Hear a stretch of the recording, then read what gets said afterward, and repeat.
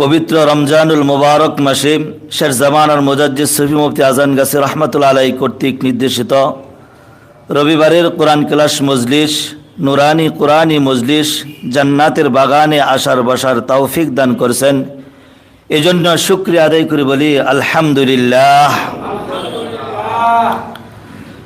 মুহতারাম হাজিরিন, রমজান মাস অত্যন্ত বরকতময় মাস, অত্যন্ত ফজিলতপূর্ণ মাস। রমজান মাসের মাধ্যমে রমজান মাস থেকে মুমিন তার পরকালের সামানা অর্জন করবে, জোগাড় করবে। রমজান আসার পূর্ব থেকেই, দীর্ঘ 2 মাস থেকেই, রজবের চাঁদ ওঠার পর থেকেই আমল শুরু হয়। আল্লাহর নবী রাসূল আকরাম সাল্লাল্লাহু আলাইহি সাল্লাম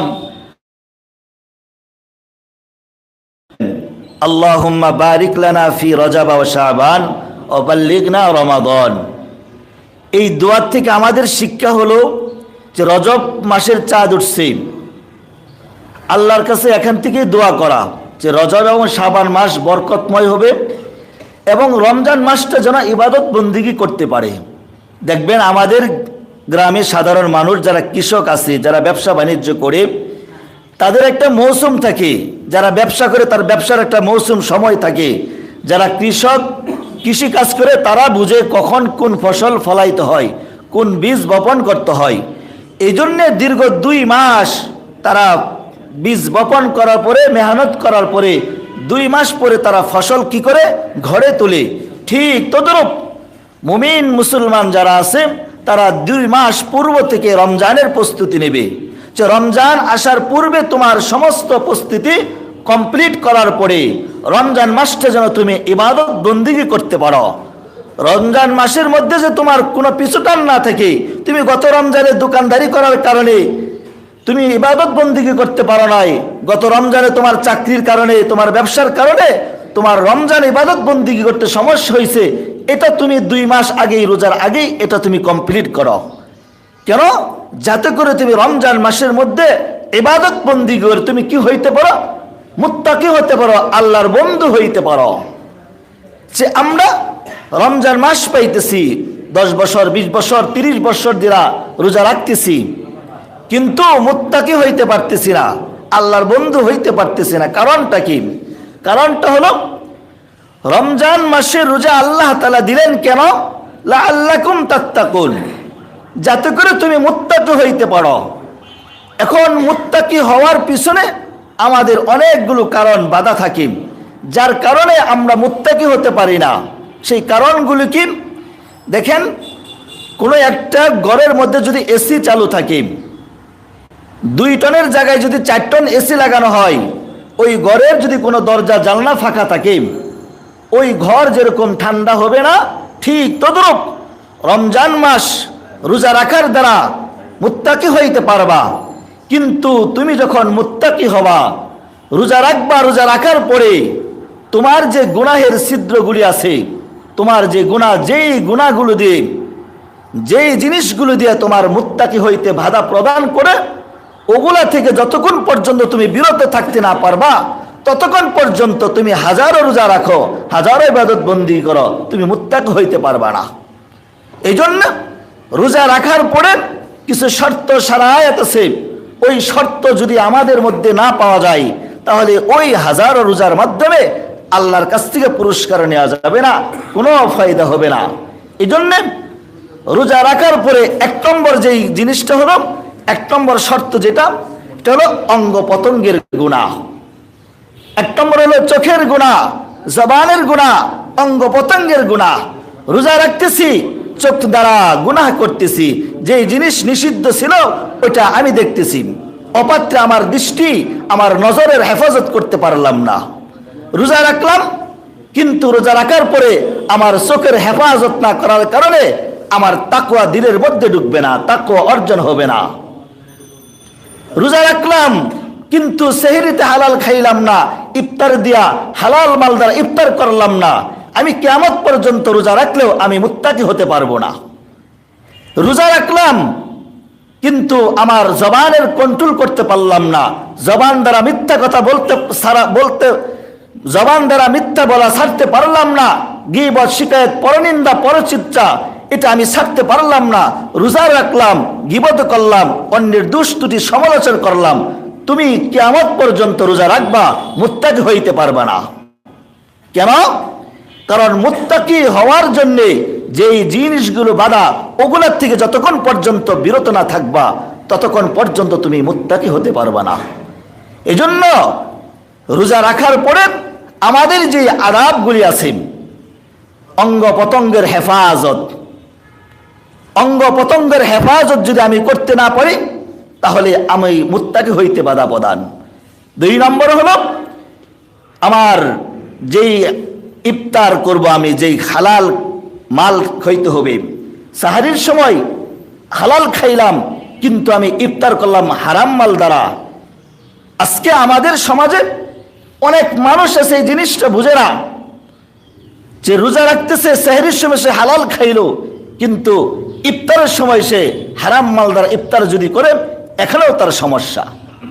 এজন্যে রোজা রাখার পরে মুত্তাকি হইতে হলে আমার হালাল রিজিক সাহারিতেও লাগবে, ইফতারেও তো লাগবে।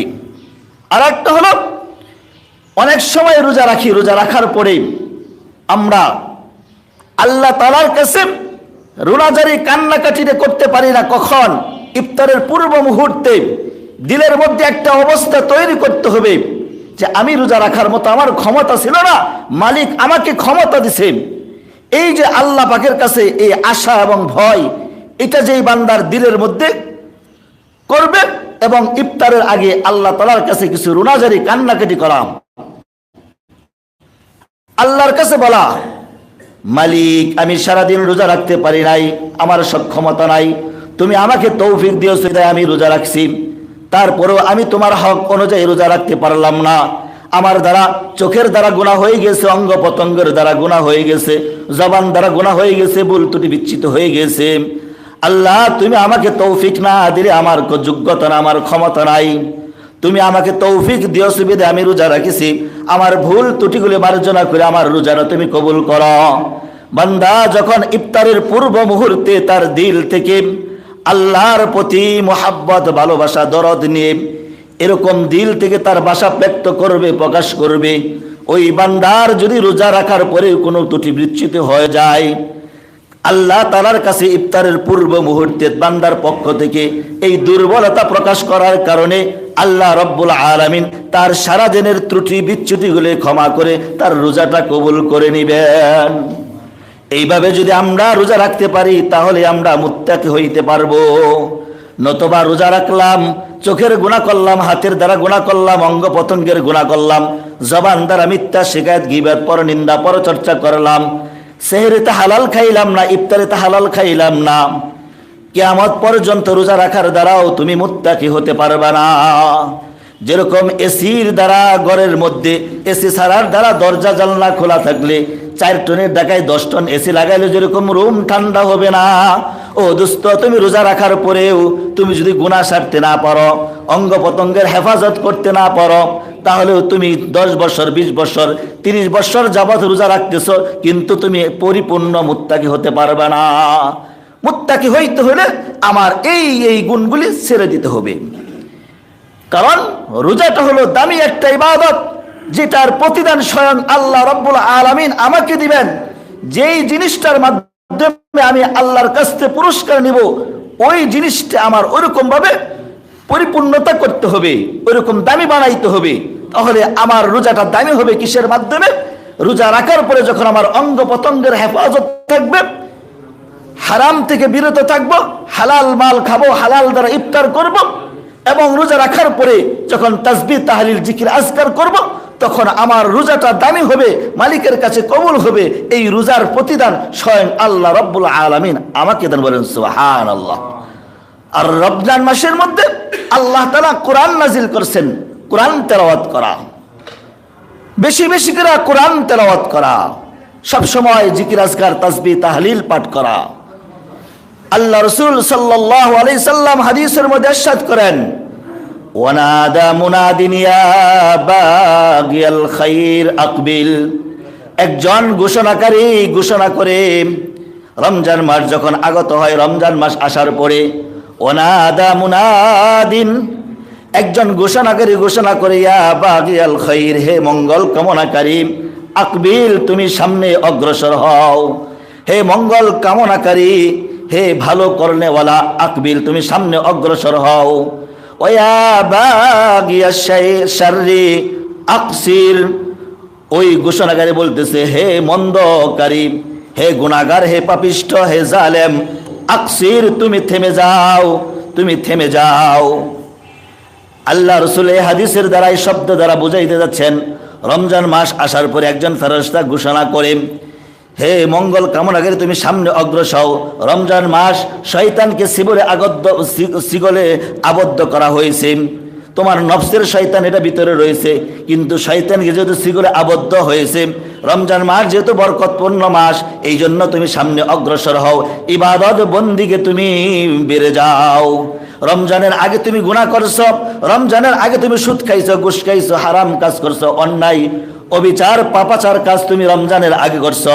রমজান মাস চলে আসছে, আকসির, তুমি থেমে যাও, বন্ধ করে দাও তোমার পাপাচার, সমস্ত অন্যায় অশ্লীল পাপাচার বন্ধ করে তুমি ইবাদত বন্দিগির মধ্যে তুমি লিপ্ত হয়ে যাও।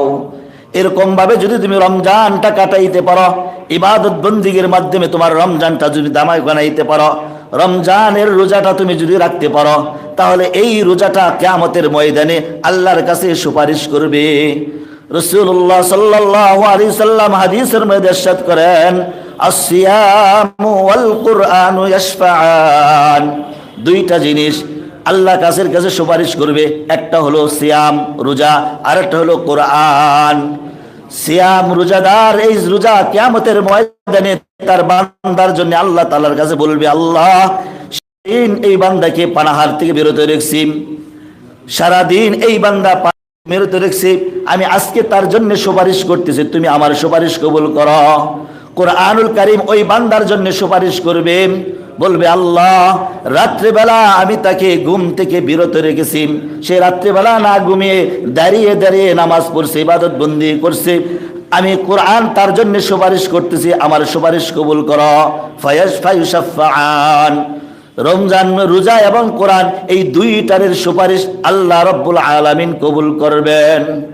এই জন্য রোজা যেহেতু কিয়ামতের ময়দানে বান্দার জন্য সুপারিশ করবে, এই জন্য আমার আপনার রোজাটাকে দামি বানাইতে হবে। আমার আপনার রোজাটা কিভাবে দামি বানাবো? রোজাটা দামি বানাইতে হইলে এক নম্বর হলো আমার গুনাহ ছেড়ে দিতে হবে, অঙ্গ প্রত্যঙ্গের গুনাহ আমাকে ছেড়ে দিতে হবে, হাতের গুনাহ, পায়ের গুনাহ, চোখের গুনাহ, অন্তরের গুনাহ, এগুলা একদম ছেড়ে দিতে হবে। দুই নম্বর হলো হালাল মাল খাইতে হবে, সাহারিতে হালাল খাইতে হবে, সাহারিতে হালাল খাবো, ইফতারও হালাল মাল দ্বারা খাবো। এবং আরেকটা হলো ইবাদত বন্দিগি, রমজানের পূর্বে ইফতারের আগ মুহূর্তে বান্দার কাছে অত্যন্ত একটা আনন্দের একটা বিষয়। দেখেন, সারাদিন রোজা রাখার পরে যখন আপনি ইফতার নিয়ে সামনে বসা হয়, রকমের খাবার, হাজার রকমের খাবার, সুস্বাদু খাবার যখন সামনে থাকে, তারপরেও খাইতে মন চায় না। কেন?